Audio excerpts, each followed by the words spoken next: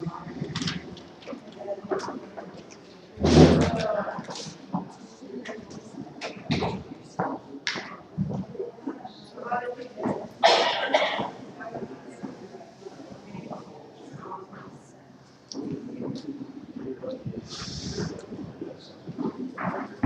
I'd ask you all to take a seat.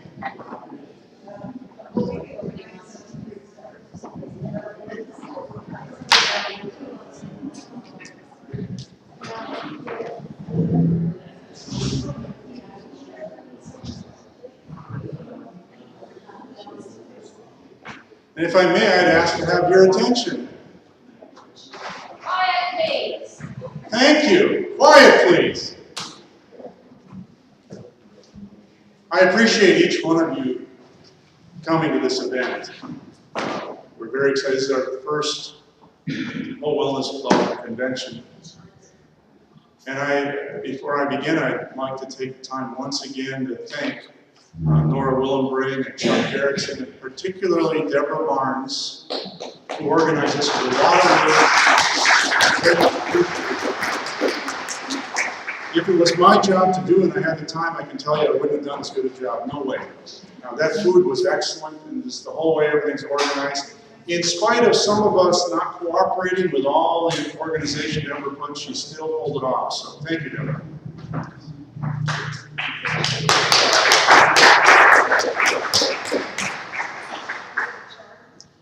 The Whole Wellness Club. I can tell you, not in my wildest imagination would I ever thought that I would be doing what I'm doing right now. Just 3 months ago, I spent 29 hours in a place I'd never heard of, Nizhny Novgorod, 3-hour drive east of Moscow, and then flew to Paris. I thought I'd never leave Wisconsin. All that came about because of the Whole Wellness Club and what we're doing.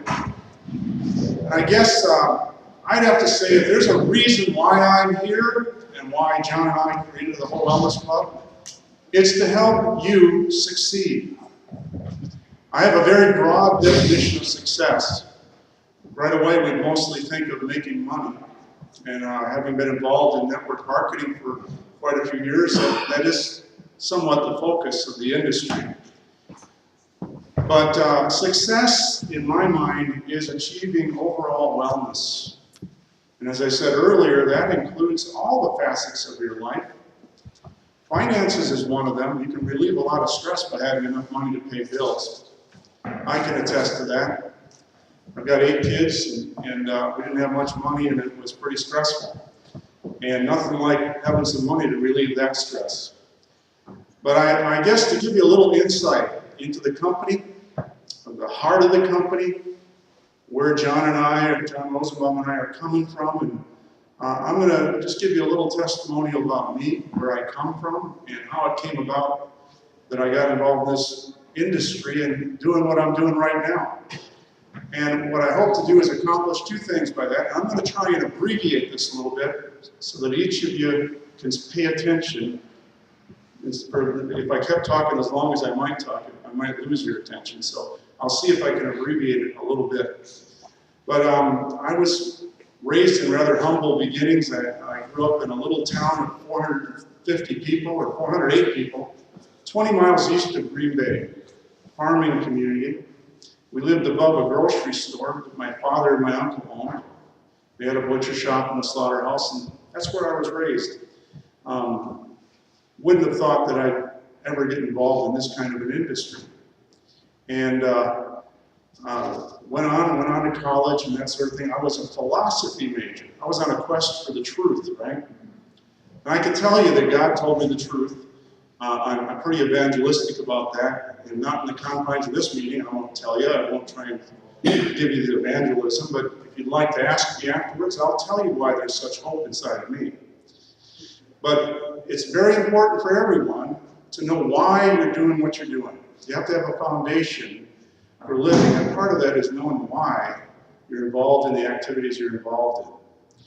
And my beliefs along those lines go a long ways towards that. So that really has to do with your spiritual well-being. That's a facet of wellness that's very, very important. But after college, when I was 7 years in college, I was looking for a job. In fact, I had 1 year in the MBA program. Never got my master's in business administration. But in 1979, when I was looking for a job, there wasn't much of a market for jobs, much less a philosophy major.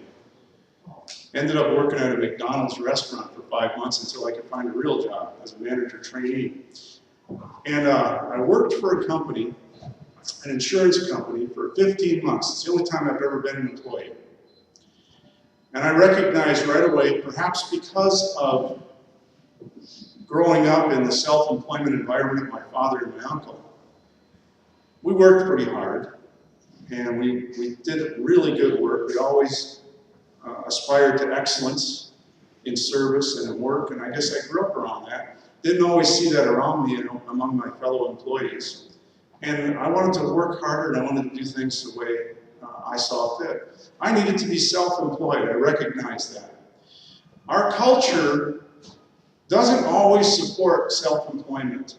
Chuck Gerritsen said earlier, when you go to your friends and family, sometimes they're the worst ones to go to if you're going to get involved in some home-based business, because they're going to say, no, that doesn't work. You know, they're going to.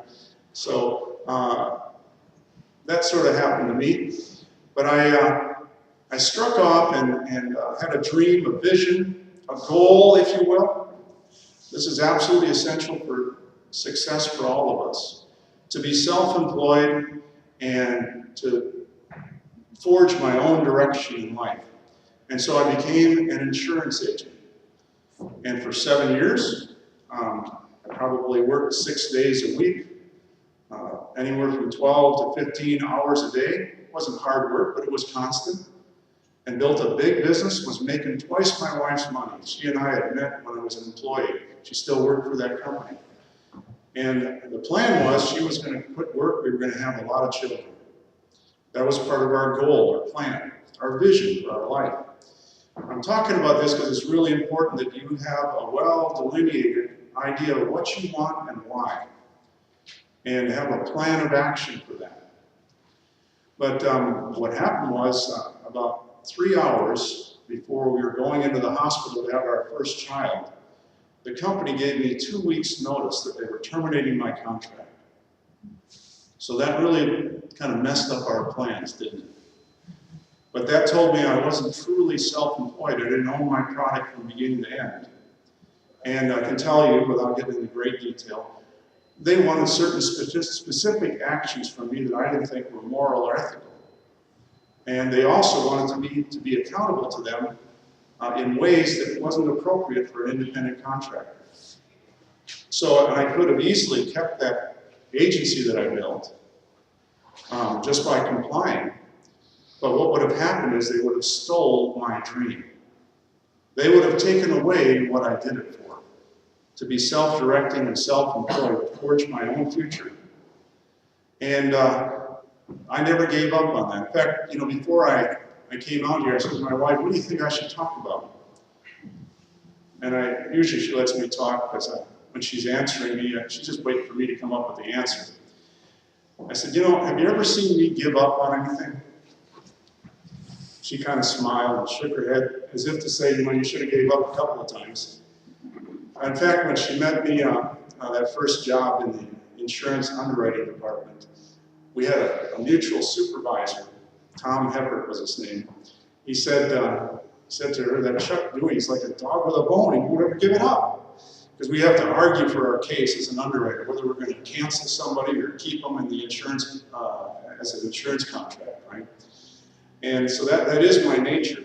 Like I said earlier, I am somebody who has a conviction about what I believe. I'm very strong about it. I have reasons for it. I'm reasonable. I'll listen and I'll entertain someone that can change my mind. But you have to do a good job, and then you can correct me when I'm wrong.